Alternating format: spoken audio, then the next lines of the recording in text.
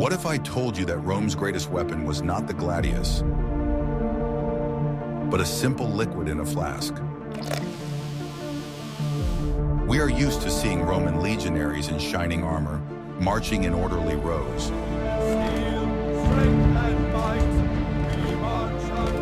But history is silent about what exactly allowed them to travel thousands of kilometers without fatigue. The power of the empire was not based on steel, but on a unique nutrition system that was centuries ahead of its time. Without this secret ingredient, the legions would simply not have made it to the battlefields, dying of exhaustion and disease.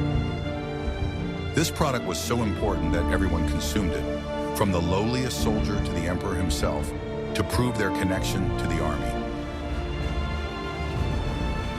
It was a true elixir of endurance that transformed ordinary people into tireless builders of the greatest state in history. Watch the video to the end to find out how the Romans created the world's first energy drink, which made their army an invincible machine.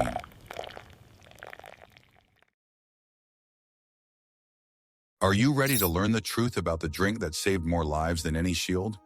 When we talk about the diet of a Roman soldier, we imagine bread and wine, but the reality was quite different and much more inventive. Pure wine was strictly forbidden on the march, as it relaxed and dulled the senses.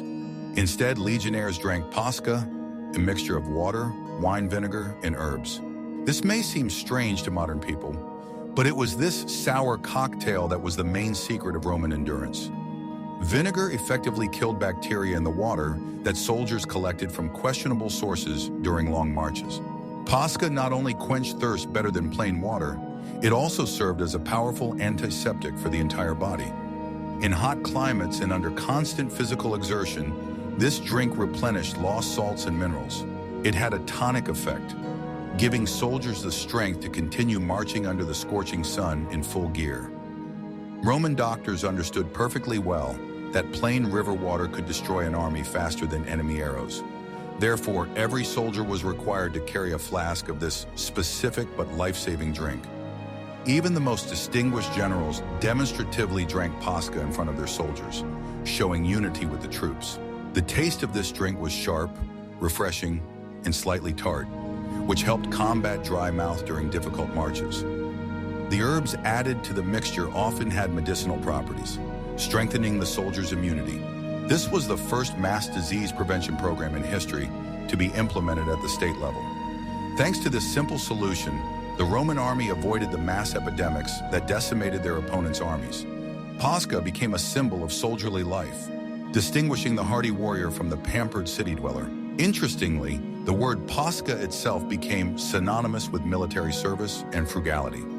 When a legionnaire retired, he often continued to drink this beverage, reminiscing about his years of conquest.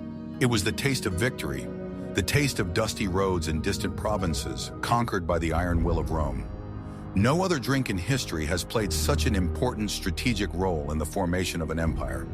Without it, it is impossible to imagine the grandiose marches for which the legions were famous.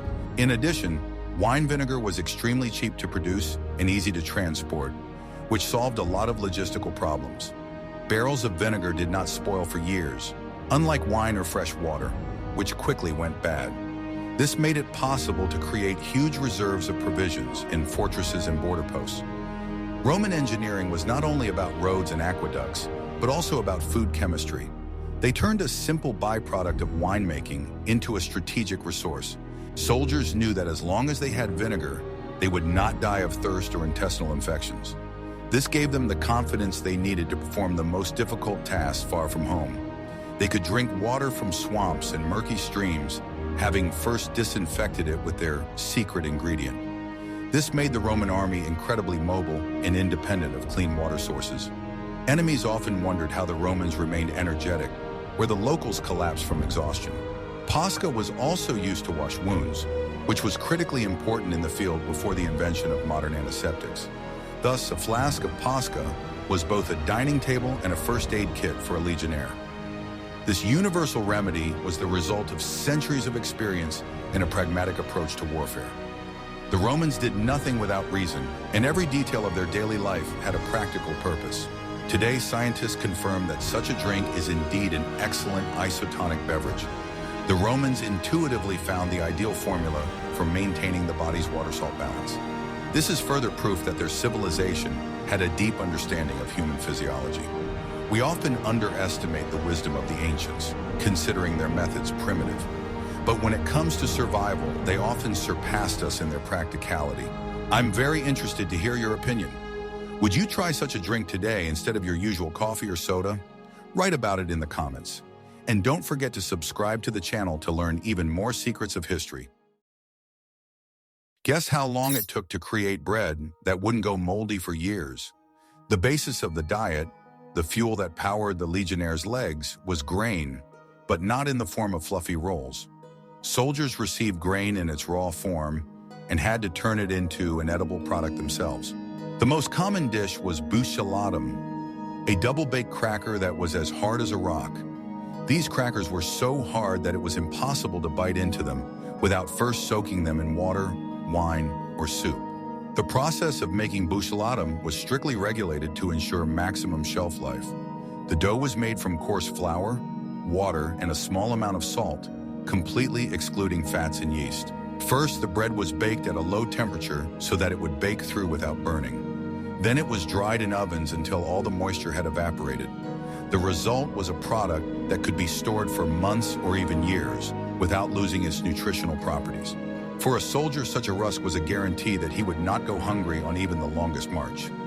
Legionnaires carried a supply of buchelatum in their knapsacks, and it did not spoil in the rain or heat. It was the ideal food for an army that was constantly on the move. The weight of such a ration was minimal compared to its calorie content, which was critically important. Every extra kilogram in the equipment took away strength, so the compactness of food was a priority. Before consumption, buchelatum was often crumbled into a pot of soup or the aforementioned pasca. When soaked, the biscuit increased in volume and turned into a filling porridge that satisfied hunger for a long time. This simple but effective method of nutrition allowed soldiers to quickly regain their strength. The taste of such a dish was rather mediocre, but in the army, taste always took a backseat to usefulness. The main task was to get energy for building a camp or fighting. In addition to crackers, soldiers made a thick porridge called pulse from grain. It was an ancient dish that was eaten by the founders of Rome and was considered food for real men. They added whatever they could find to the porridge: vegetables, herbs, pieces of bacon or cheese. This made the diet more varied and compensated for the lack of vitamins. The porridge was hot, which was very important for morale in the cold regions of the empire. The grain diet was so important that punishment for misdemeanors often included replacing wheat with barley.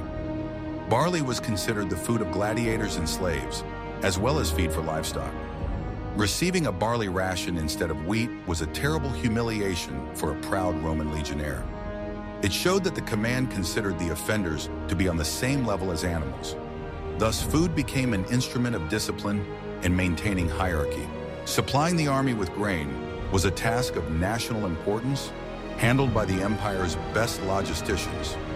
Huge fleets of ships carried wheat from Egypt and North Africa to feed the legions. Any disruption in supplies could lead to riots, which were more dangerous than barbarian invasions. Emperors personally ensured that the legion's granaries were always full. It was a complex, invisible war against hunger that Rome waged every day.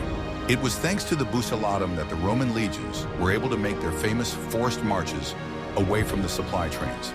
They carried a strategic supply of food with them, which gave their commanders tactical flexibility. Enemies often expected the Romans to run out of provisions, but they continued to advance. This autonomy was one of the main factors in Rome's military superiority. A simple dry biscuit became the foundation on which the security of the borders of a huge state was built. It did not require complicated preparation during a halt, which saved precious time.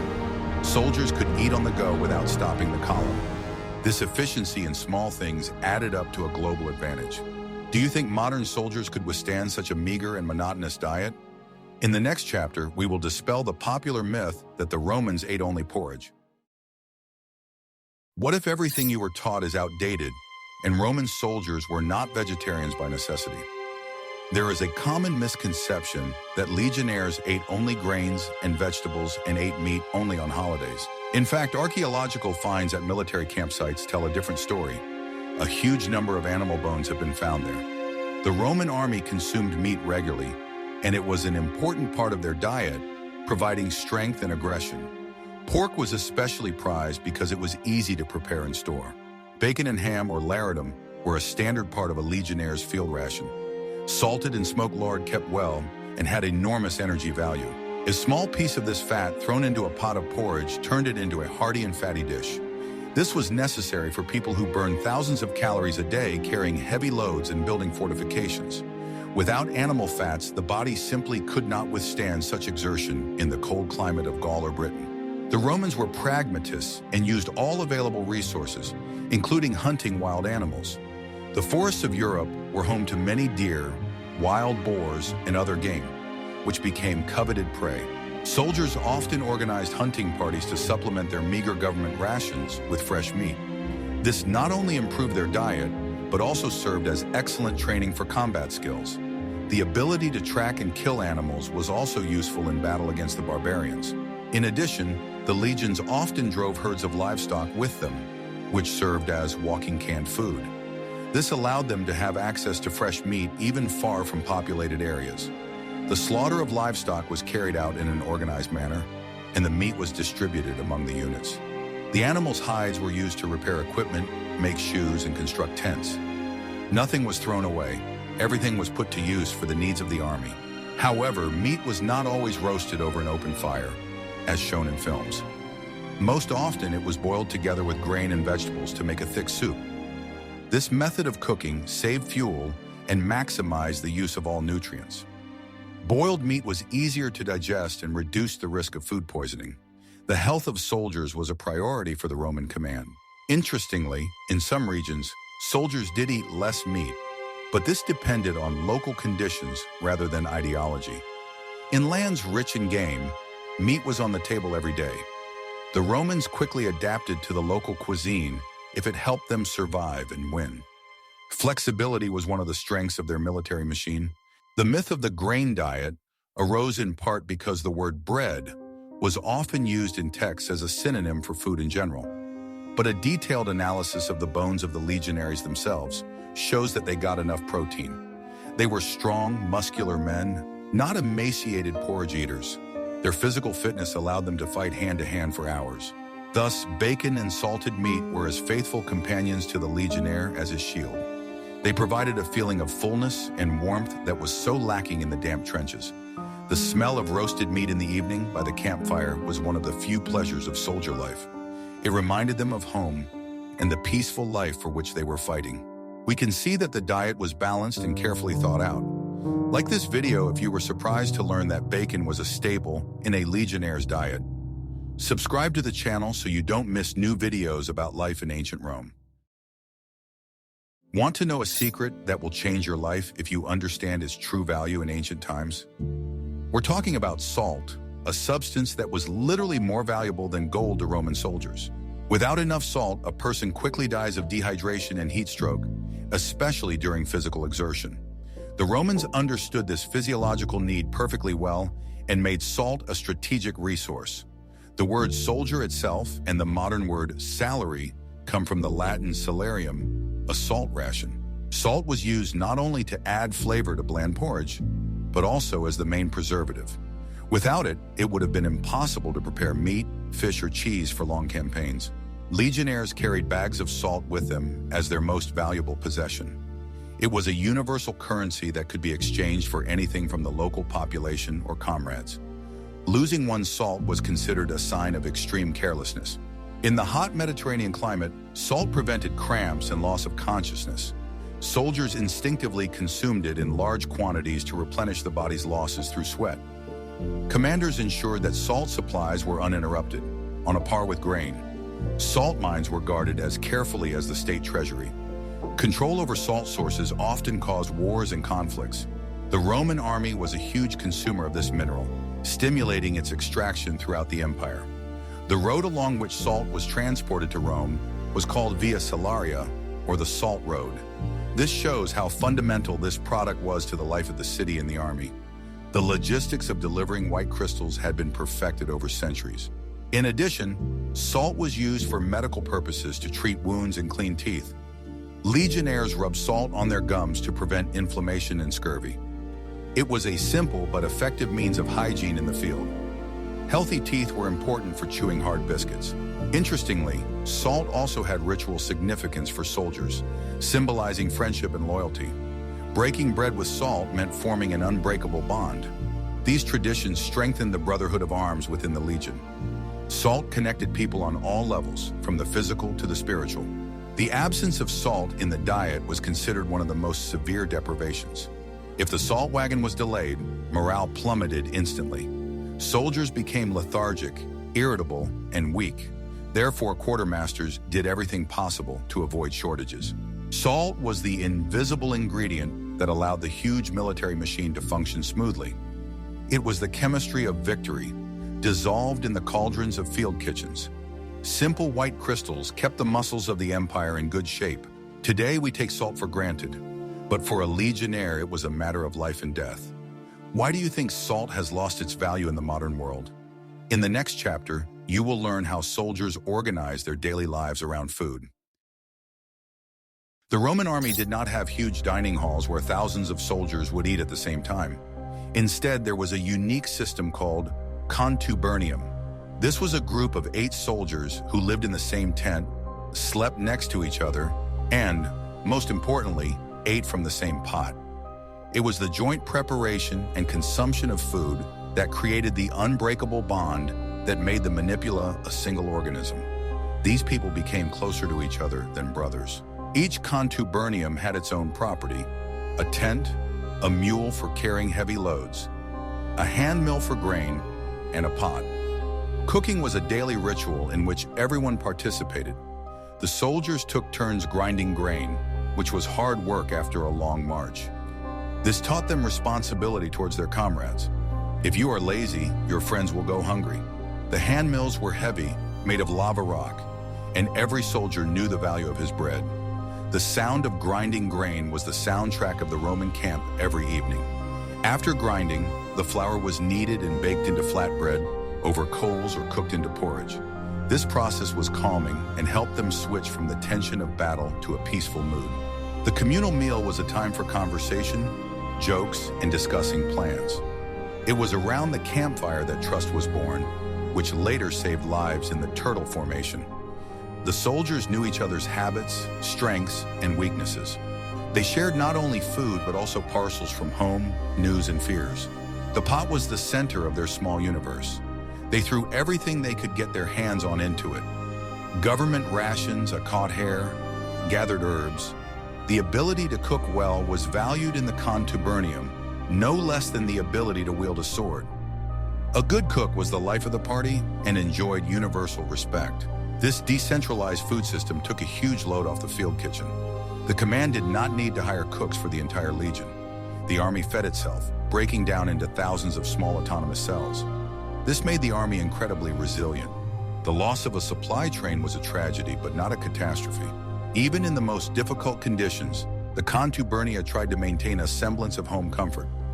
Food was the only entertainment and consolation available.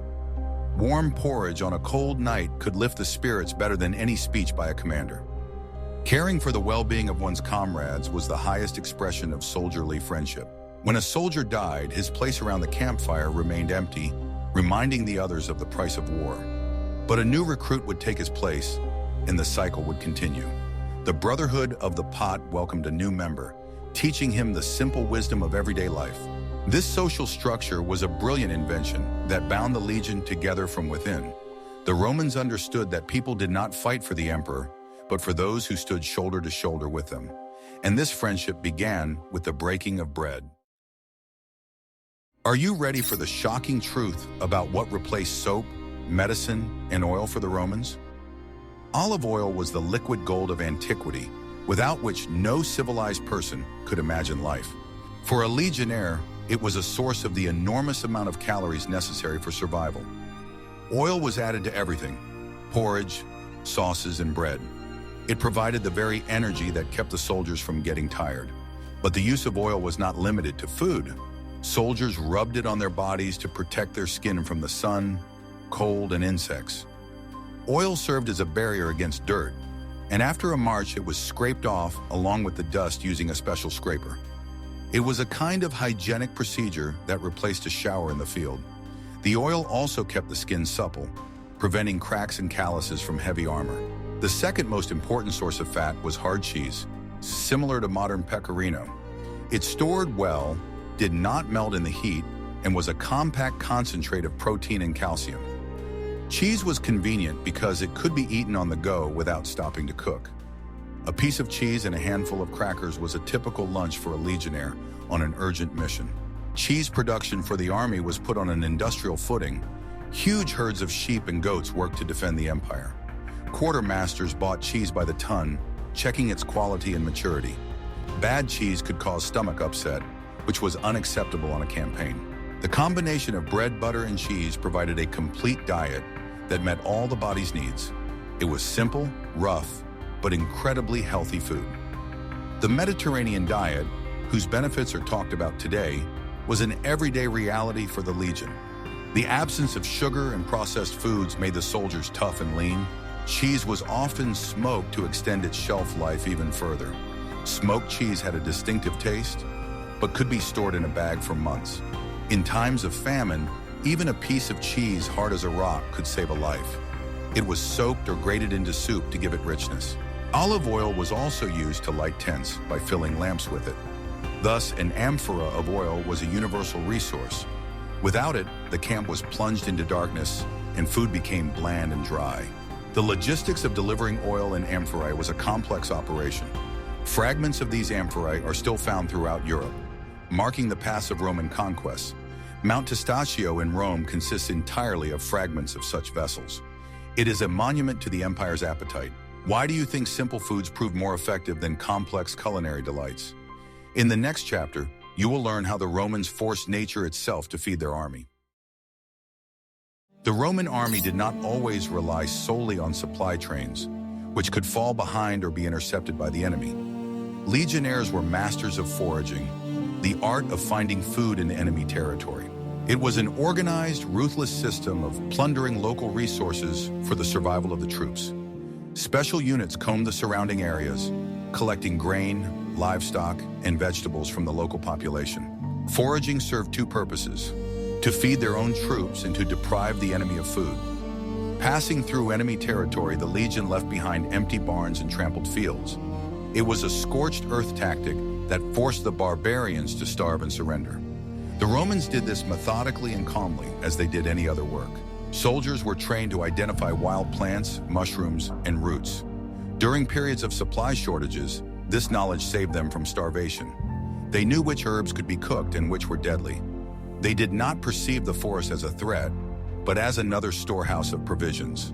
Harvesting in the fields was often guarded, as foragers were easy targets for ambushes. Legionnaires reaped other people's wheat, keeping their shields and spears close at hand. It was dangerous work that required discipline and attention. Often, battles began precisely because of attacks on foraging parties. In addition to food, the army needed a huge amount of fodder for animals, mules and cavalry horses. Without fodder, the animals weakened and fell, depriving the army of mobility. Therefore, the search for grass and hay was no less important than the search for bread. The legion was a huge beast that constantly demanded food. Local residents, seeing the Romans approaching, often hid food in pits or fled to the forest. But Roman scouts knew how to find hiding places by fresh earth or tracks. It was a game of cat and mouse with life at stake. Sometimes commanders forbade looting in order to win the loyalty of the population. But this was rare. More often than not, war fed war. The army's ability to live off the land made it frighteningly self-sufficient. The legion could sweep through a country like locusts, devouring everything in its path. This ruthless efficiency was part of Roman military doctrine. They understood that a hungry soldier could not fight. Therefore, the question of sustenance was resolved by any means necessary, regardless of morality. Ultimately, the ability to find resources on the spot was as much a weapon as the sword.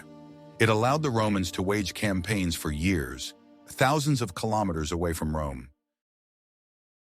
There was an iron rule in the Roman army. Everyone ate the same food on campaign. This applied not only to the rank and file, but also to the high command. Historians describe how great commanders such as Cato or Emperor Hadrian ate simple soldier's bread and drank pasca in full view of everyone. This was not posturing, it was a necessity to maintain morale. Luxury and excess in food were considered a sign of weakness and decay. If a general began to hold feasts during wartime, he quickly lost the respect of his men. Soldiers were willing to endure hardship if they saw that their commander was enduring it with them. Discipline of the stomach was the basis of discipline in the ranks. A strict diet also had medical justification. Simple food reduced the risk of stomach diseases, which could knock the army out of action faster than the enemy. Doctors monitored the quality of food and water, ruthlessly discarding anything suspicious. The health of the legion was a national asset. There were strict prohibitions on the consumption of certain foods before battle. Soldiers were not allowed to overeat in order to maintain lightness and quickness of reaction. Food was viewed exclusively as fuel, not as a pleasure. Asceticism was held in high esteem and cultivated as a virtue. Violations of dietary rules were punished as severely as violations of fasting. If a sentry was caught drunk or asleep due to overeating, he faced severe punishment. The Romans understood the direct connection between what a soldier ate and how he fought. Even in peacetime, garrisons tried to adhere to simple dietary standards. This allowed the troops to be kept in constant combat readiness. The transition from barracks life to campaign life did not cause shock to the body, as the diet changed only slightly. This standardization of food simplified logistics. There was no need to transport different types of food for different ranks. Everyone ate the same thing: grain, lard, cheese, and bread. This made the supply system incredibly stable and efficient. The Roman army was perhaps the first in history where dietetics became part of military science. They did not know the words calories or vitamins, but in practice they developed the ideal formula for a combat ration. It was this discipline that allowed the Romans to maintain order where barbarian armies turned into uncontrollable mobs. The stomach was controlled by reason and willpower. Behind every legionnaire stood an invisible army of officials, sailors, mule drivers, and bakers. These people did not wear armor, but without them the legions could not have lasted a day. They ensured the movement of supply trains, distributed rations, and monitored the condition of warehouses. Their work was quiet but vital to the entire system. It was they who created the foundation on which the power of the Roman army rested. Feeding hundreds of thousands of soldiers scattered from Britain to Syria required a logistic system of unprecedented scale. Every day, dozens of convoys carrying grain, oil, wine, and meat traveled the roads of the empire. The arrival time of these convoys was calculated in advance so that the legion would not be left without food for a single day. Mistakes in this chain could lead to disaster, so the work was carried out with strict precision. The Romans understood that hunger was their most dangerous enemy. Roman roads, the arteries of the empire, were built primarily for the rapid movement of troops and supplies. They were designed to withstand heavy carts and marches of many kilometers. Stone paving made them durable even after heavy rains, when ordinary roads turned to mud. Thanks to their straight trajectories, the journey took less time. This gave Rome the opportunity to deploy forces where the enemy did not expect. Straight as an arrow, the stone-paved roads allowed carts to travel dozens of kilometers a day. Tired animals could walk at a steady pace without the risk of sinking or getting stuck. The roads made it easier to travel through mountains and swamps, as they were raised on embankments. Such routes were a symbol of Roman order, which extended even to the most remote provinces. They became one of the reasons for the longevity of the state. Sea transport of grain was the basis of the economy. Huge amounts of supplies could be delivered faster and cheaper by sea than by land. Therefore, the Romans created an entire fleet of merchant ships to serve the system.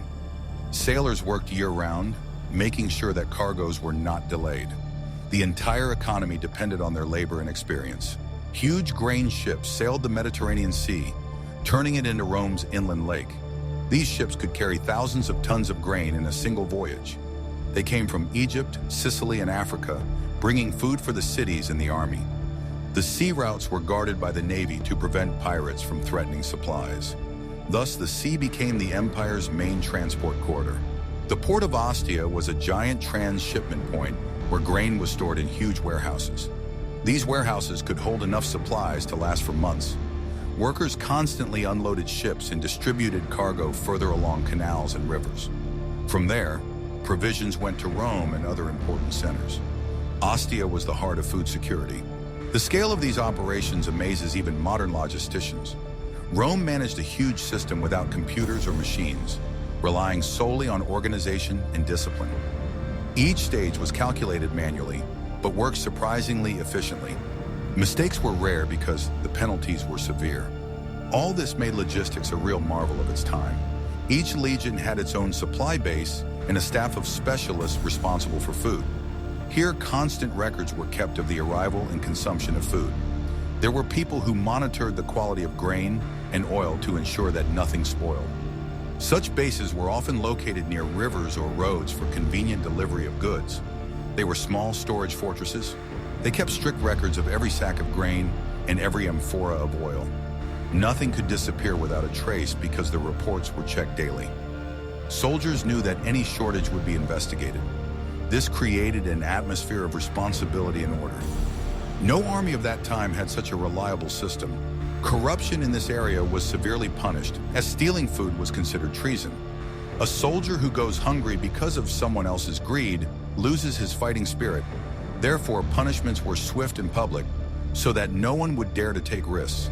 Theft was not considered a minor offense, but a threat to the entire army. Rome understood the value of discipline very well. The system was built with enormous reserves of strength. It could withstand defeats, bad weather, and delays. Even with partial losses, supplies were distributed so that the legion would not be left without food. This helped maintain stability in long wars. Such reliability was the key to victory. Fortresses had supplies for a year or two in case of a siege. The defenders could live behind high walls without going outside. They knew they could wait out the enemy if they had to. These stores were protected as carefully as the walls. This made Roman fortresses tough places to attack. This allowed the Romans to withstand the longest blockades without losing their combat effectiveness. Enemies often expected the Romans to exhaust their supplies and surrender. But instead, the legion continued to live their normal lives, baking bread and training. Seeing this, many besiegers surrendered themselves, realizing the futility of their efforts. Time was on Rome's side. The animals that transported food also needed food, creating a vicious circle of logistical problems. The larger the convoy, the more feed it needed to carry. Therefore, calculating the load became an art. The Romans carefully planned their routes so that the animals would not waste their strength. This helped to avoid unnecessary losses. The Romans calculated the carrying capacity of carts and the endurance of mules with mathematical precision. They took into account distance, climate, and road quality. Even the number of stops was planned in advance. Without such calculations, the army would not have been able to travel long distances. And that is what made their logistics unique. They knew the limit beyond which the convoy would begin to eat itself. This meant that the load exceeded the benefit, and further movement became pointless. Therefore, the Romans sought to achieve an optimal balance between weight and speed. This knowledge was passed down from generation to generation. It was part of the military craft. Ultimately, the secret to the invincibility of the Roman legions lay in their metabolic superiority. It sounds surprising, but nutrition played a role no less important than discipline or organization. The Romans understood that a soldier who eats well is able to carry out orders longer and more accurately. Therefore, caring for food was as much a part of strategy as building roads or fortifications. Rome effectively created an army that ran on constant fuel. Roman soldiers were simply better fed than their barbarian enemies. Most barbarian tribes did not have a complex supply system and lived from hand to mouth. They ate what they could obtain or take, and often depended on luck in their raids. In wartime, this led to constant hunger and exhaustion. Romans, on the other hand, ate regularly, and their bodies never had to work in emergency mode. Barbarian armies often suffered from irregular nutrition. Feasting after victory was followed by days of hunger. Such a sharp transition broke people's strength and made them vulnerable in prolonged conflicts. They could not establish a stable supply because they had neither the infrastructure nor stable reserves. Their warriors possessed strength, but that strength melted away quickly. No amount of fury could compensate for exhaustion. The Romans, on the other hand, received their rations every day, regardless of luck or weather. Even in difficult conditions, the campaign continued thanks to the precise work of the quartermasters. The empire created a huge network of warehouses and roads that allowed food to be brought where it was needed. Soldiers could be sure that they would not go hungry. This confidence was as much a part of their strength as their armor. A steady supply of calories ensured a steady level of energy. The legionnaire's body did not experience sharp drops in energy, which meant it could withstand weeks of exertion.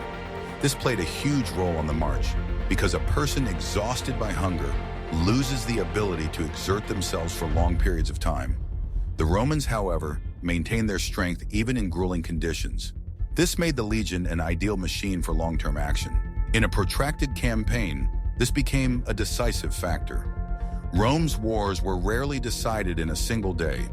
More often than not, they lasted for months or years. The legions could maintain pressure on the enemy without interruption, preventing them from recovering. The barbarians gradually weakened and could not resist such a pace for long. It was this consistency that made Rome a formidable force. The barbarians might have been stronger in a fierce attack, but they quickly ran out of steam. Their tactics were based on surprise and the force of the first strike. But if the attack was unsuccessful, the situation changed in favor of the Romans. Tired fighters lost their speed and concentration.